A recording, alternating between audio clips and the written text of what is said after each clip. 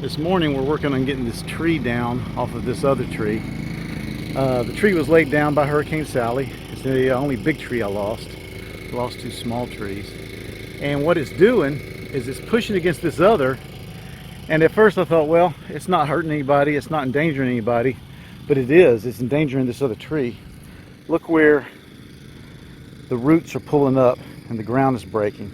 So I need to get this tree off of its neighbor as soon as possible. And here's where my fails come in. I don't have a chainsaw. My chainsaw aspirations overwhelm my chainsaw budget. When I first got out of the Marines, one of the odd jobs I did was cutting trees for a fella, and he used nothing but steel chainsaws, the very best steel chainsaws. And my God, those things were good. Of course, he used them almost daily, and they were just honed. He had this truck he called the War Wagon, and it had a sharpener built into it. It was just tree trimming on the go. And like I said, I got spoiled.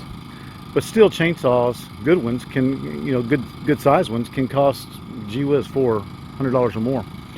And I just don't use a chainsaw often enough for me to pull that trigger. So I got caught without a chainsaw. So right now what I'm using is this. I'm using my reciprocating saw, corded, and my trusty generator. Now I've got a chainsaw ordered. As you can guess, there are none to be had around here right now. They've all been bought up. And so I ordered one off of Amazon, and it'll be here Sunday or Monday. But after seeing this ground breaking, I just can't wait. I've got to get started. But I didn't order a steel gas chainsaw. I ordered an $87 Oregon corded chainsaw. And you say, Renaissance Marine, what are you doing that for? Well, here's my logic, and bear with me and see what you think of it. And if you see flaws in it, please say so. My logic is that, as I said, I don't use a chainsaw often. And like with a lot of my tools, when I do, I have the generator or I'm close to power. And frankly, I'm not good with gas engines. I finally broke down and bought a gas weed eater, and I'm praying that thing lasts because I'm terrible with gas engines.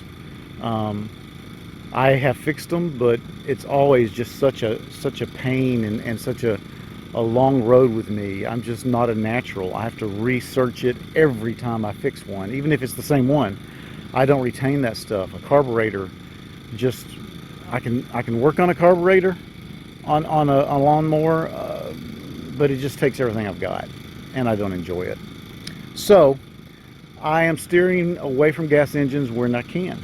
So I've bought this Oregon, and when it comes out, I'll do a review of it when I get here, when it gets here. But like I said, I can't be waiting. So I'm going to use this reciprocating saw. And right now what I'm doing is I'm just trimming up limbs, taking as much weight off as I can. And then depending on how antsy I feel, I may get on up there and start doing what I'm going to do. I feel like I've learned enough in my time cutting trees that I can safely take this down. I've done worse before. So I'm going to give it a shot. But this is my big fail. My big fail is that I didn't have a chainsaw or some sort of saw on hand ready to go. Even if I'd wanted to get on this earlier, my generator, until the power came back on, was dedicated, so I couldn't come out here with that. And like I said, I thought I had time. I didn't realize that the weight on this tree was pulling it over, and I don't want to lose another tree. So that's where I'm at today, and that's one of my big fails. Now, I wouldn't call this a fail as much as an adjustment, but in my light boxes I had 3 lanterns, and then I had 2 lanterns in the house that we just keep in my mom's room in case there's a short power outage. We can immediately get her light. And going through a multiple day power outage, even in the daytime, I realized that lanterns especially when you have the hurricane shutters up. Lanterns really, the more you have, the better off you are. The better your attitude is, the better you can see. And when you are dealing with an older person who has to get up a lot in the middle of the night, go to the bathroom, you really want to be able to light their way. So I've already gone ahead. First thing I did when I got power and internet back was order some more lanterns. These were really cheap. I'll put down how much they were exactly off Amazon, but I got 4 of them. And these are just, you can't beat them. Little AA lanterns, you know, they shut down. They're very small. As opposed to my camping lanterns, they give just about as much light in a very small package.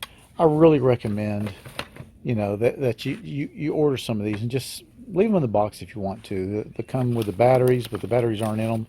So you can, if you want to, just get them in from Amazon, put them away.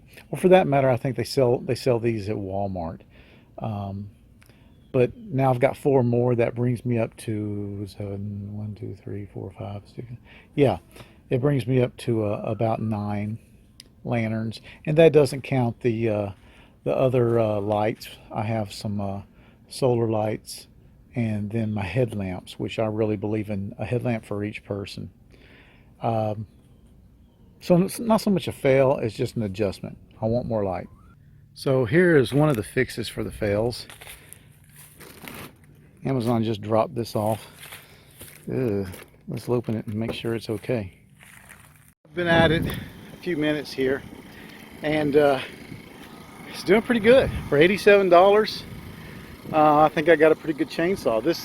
This tree is probably right out the limit of what you should do with an 18-inch electric chainsaw, but I'm liking it. You know, my last foray into chainsaws were Stihl's, and they were great, strong, powerful, worked all the time, but you did have to maintain them. And this thing here, I'm kind of liking it. So there you have it. There's my fails and fall shorts on my preps for Hurricane Sally. Not too bad. I'm pretty happy with how things came out, and I'm pretty happy with how the recovery's going. I'm afraid I'm going to have to take this apart. It's too heavy to move,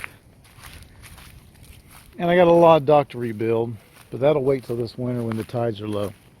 One thing I'm very happy about is that I live in a place where, as long as there's not a specific burn ban from my county, I can burn all the tree limbs as I cut them, and that's pretty much what I've been doing. I've been burning for about 3 days, and it makes a difference.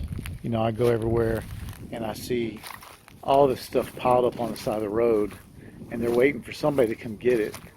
And I guess sooner or later somebody will come get it, but it's going to be a while, and it's just an ugly mess. And I'm happy that I can burn mine.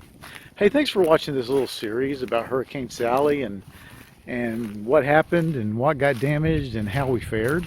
I appreciate you.